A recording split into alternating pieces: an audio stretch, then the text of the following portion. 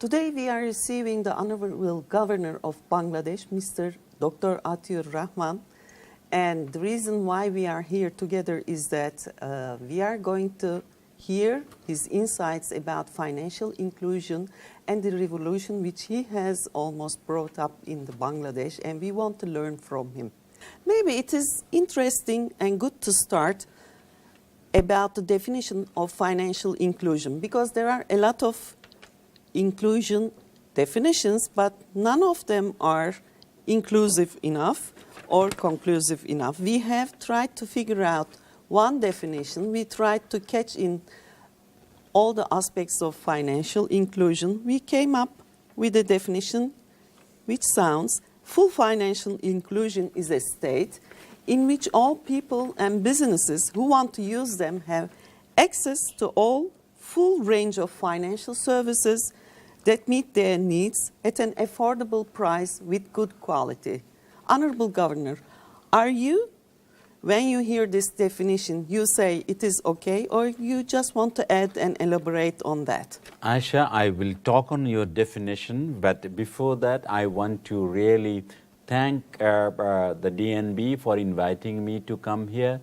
And also I want to apologize to the audience that I'm not personally here and participating in the conference because of my other pre-engagements. I hope you will see my in a PowerPoint presentation and judge that what is going on in Bangladesh. As for the definition, I think it covers most of the elements of the financial inclusion, and I must add that the essence of the very essence of financial inclusion is about combining equity and social justice with financial efficiency and stability. If you really want to recognize the definition that way, probably is fine. If you are talking on a micro level, the micro definition is fine, that you want to give an affordable services, good quality services. But if you want to have a complete definition of financial inclusion, you will have to relate it with the macro question, the macro question of sustainability. The sustainability related to financial system, the society, the environment, and the growth. These all need to be appreciated, and there is not only the economic or political imperative for that kind of definition, but there is a moral imperative. The poverty is a curse of civilization, and we got to address that. And for that reason, we need to take the money to the unbanked, the unserved, the underserved, and there is a moral implication of financial inclusion as well. And if you can bring those elements into the financial inclusion definition, that will look much robust, much more universal, and much more humane. I think it's also interesting to look at it, given the size of the issue. Maybe it is logical that multiple business models will be necessary to deliver financial inclusion, not only good old banks, but multiple channels models. What do you think on this, Honorable Governor? You are absolutely right. The things are changing so fast, changing because of the transforming technology, because technology is pretty much changing. Also the demographics, in Bangladesh, say for example, the major population are younger, and they have got a different lifestyles, different requirements. So that is also another factor which is changing the scenario. And you have industrialization, you have urbanization. So all these, have got some implications for the financial inclusion, and both financial regulation and policies therefore need to better anticipate, leverage where needed, and shape these forces to improve the breadth and quality of financial inclusion. At the national level, these deeper forces require better coordination and communication among intermediaries, regulatory agencies, agents, and customers. That will prevent that tunnel vision, and regulations needs to strike a delicate balance between innovations and the risk management. Actually, every effort has got both opportunities and also risk. So we need to be very careful about the risk involved. Say, for example, the digital finance, which is pushing out the frontiers of both innovation and risk. We all need to think together to design a dynamic and inclusive and resilient system, so that in the end, we don't end up with a lot of challenges for the poor. In Bangladesh, what we have done on the financial inclusion, digital financial inclusion, it has, the central bank has taken the lead, has given the guidelines, took the banks, it's a bank-led model, but at the same time, we are coordinating with the telecom regulators, we're working with the telecom companies, we're working with the banks, and even we are working with the private companies. So we are bringing the entire ecosystem under a participatory kind of model. And that's how Bangladesh is becoming the #1 mobile financial services provider in the world.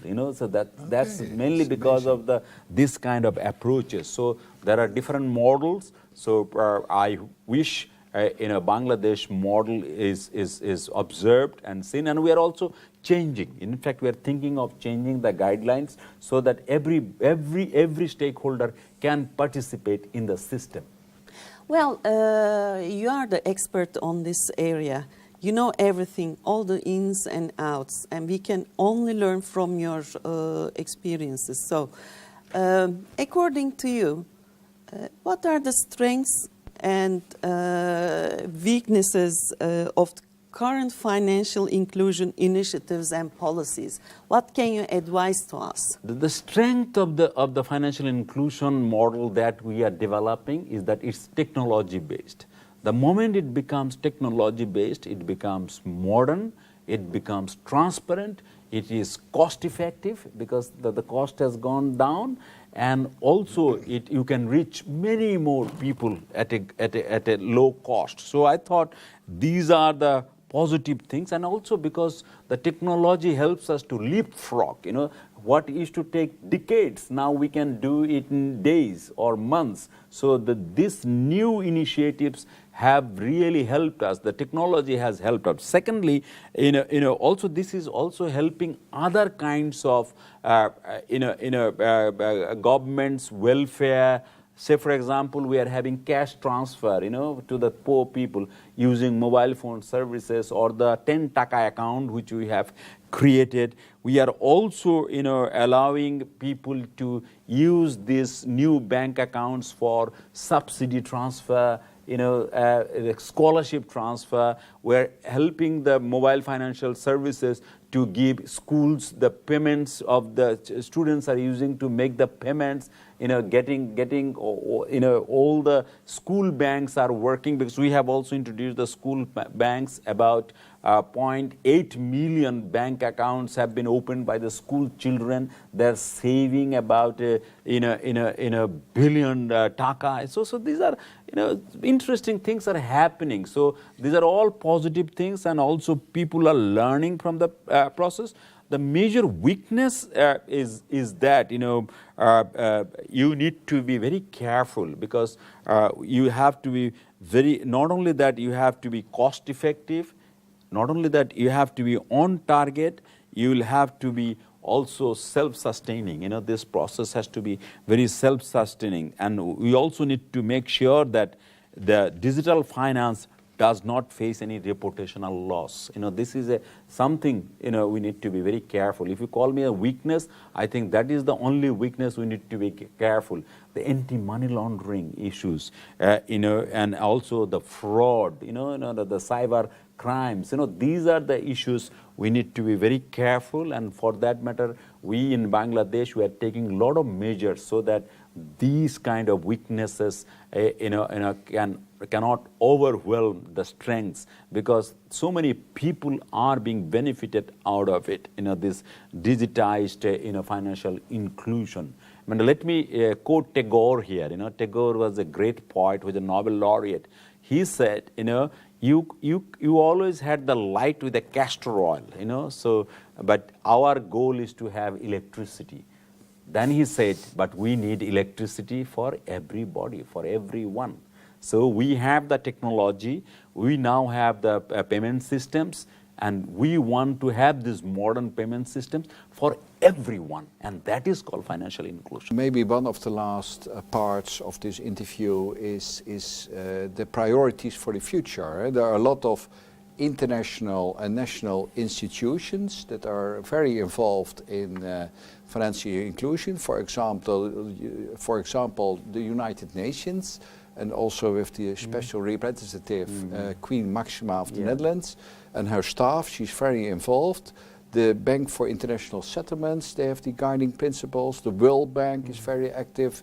The European Central Bank is very active in the field of financial inclusion. The Asian Development Bank and also the other development banks in the world. What should be the most 3 important topics to get more grip on?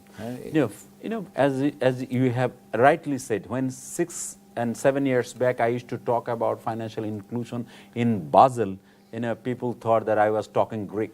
Nobody could relate with me. Now everybody, realizes it, and they are talking about it. Many international institutions are coming up. I'm involved with the Alliance for Financial Inclusion. This campaign has now become an institution, Alliance for Financial Inclusion, AFI, based in Kuala Lumpur, and spearheading the movement on financial inclusion. I work very closely with Her Majesty the Queen Maxima. She will be visiting us shortly, and I had a meeting with her in Washington, and she is also spearheading this financial inclusion movement as a special representative of the United Nations Secretary General. So I thought, World Bank, ADB, and others are also working on it. Many of the central banks are really working with us, coming to Bangladesh to know for itself how this is working. Financial inclusion is not an appendix of the central banking. Actually, financial inclusion is at the heart of the central banking. Financial inclusion is in fact core central banking. If we can relate financial inclusion with the financial stability, if we can include this as a mechanism which will be of public interest, which will improve the well-being of the people, that is the ultimate objective of the development, and the central bank really helps the government in terms of fulfilling those dreams. So I thought we need to project financial inclusion as a core objective of the financial central banking and banking itself. And if we can project it like that, financial inclusion will spread like wildfire. Okay, and how to organize this? Because do you think it is an idea that financial inclusion will be in the heart of the people and of the countries via, for example, establishing national financial inclusion committees? We should or do you say we have to incorporate it in the mandate of a central bank? What we have taken a decision in the AFI, the global forum we had in Maputo, we have decided that each nation will have a national strategy on financial inclusion. Bangladesh is working on it. Other countries are also working on it. So we will identify the stakeholders, the weakness and the strengths and the opportunities, and we will have a national strategy. Then with those national strategies, we'll have a global strategy, and the Basel Committee will work on the standards, so that together we will have a global framework for financial inclusion.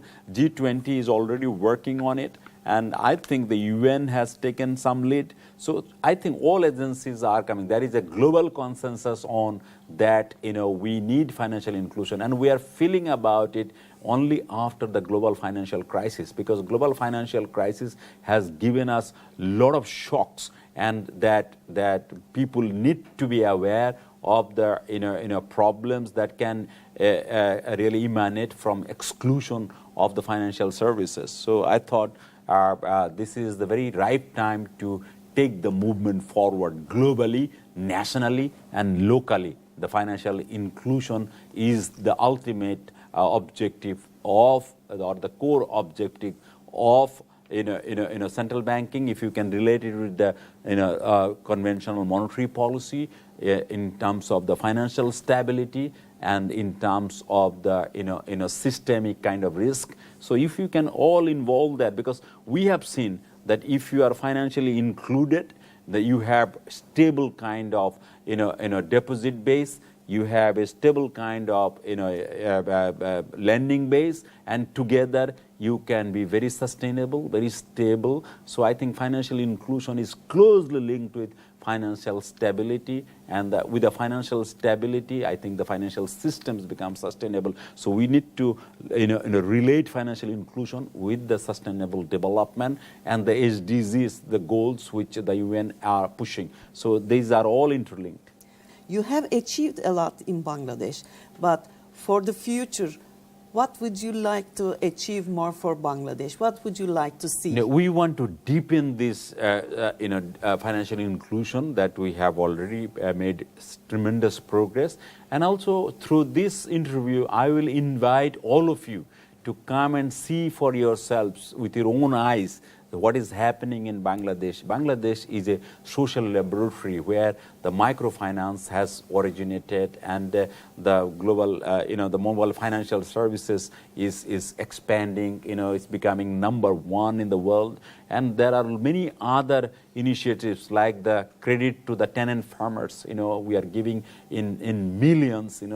So these are the kind of new initiatives. Even the street children can have a bank account in Bangladesh. Even all the farmers have a bank account. All the garment girls are having bank accounts. So I think these are very, very inspiring examples, and I will invite you to look at my Facebook, the Central Bank's Facebook, Bangladesh Bank's Facebook, look at our tweet, look at our website, and if possible, come and visit us and see it for yourself what the hell is going on in Bangladesh. Okay, and thank you. On Monday, because we are in the seminar, on Sunday or Monday, our participants are back at the offices and start working again. We have people from all over the world, more than 25 countries. But what should they remember on Sunday or Monday morning about financial inclusion? No. The ideas which I'm pushing on, financial inclusion is not something that it has been appended. Financial inclusion is something which is at the heart of the monetary policy, which is at the heart of the central banking. Financial inclusion, while we'll be talking about, this helps stabilization of the finance, this helps poverty reduction, this helps women empowerment, and ultimately this helps sustainable development. So financial inclusion means sustainable development, and I think we should remember this theme and take it forward and see the tools, although this will differ from country to country, because if you are in mountain, you'll have to think like a mountain, and you need to look at the social realities all around and innovate. Innovation is the key word, I would say, and also remain humane. Have your focus on the unserved, the people who have never been reached. Look at their face and work for them. So take a humane approach and take a professional approach. I think together we will really make this world much more livable. In fact, we should also add the sustainable finance part of it, the green financing part of it. We should never, in fact, affect the environment by our reckless financing. So environment and social risk management should remain at the top of our agenda while promoting financial inclusion as well. Dr. Rahman, thank you very much for this marvelous and extraordinary opportunity. We are really grateful that you are our guest today. So thank you very much. Thank you, Ayse. You have been a fantastic host, and have not only welcomed me but also allowed me to provided this opportunity to share my mind. I wish I could speak for hours and days on this. This is something is very close to my heart. But I also want to thank all the participants here.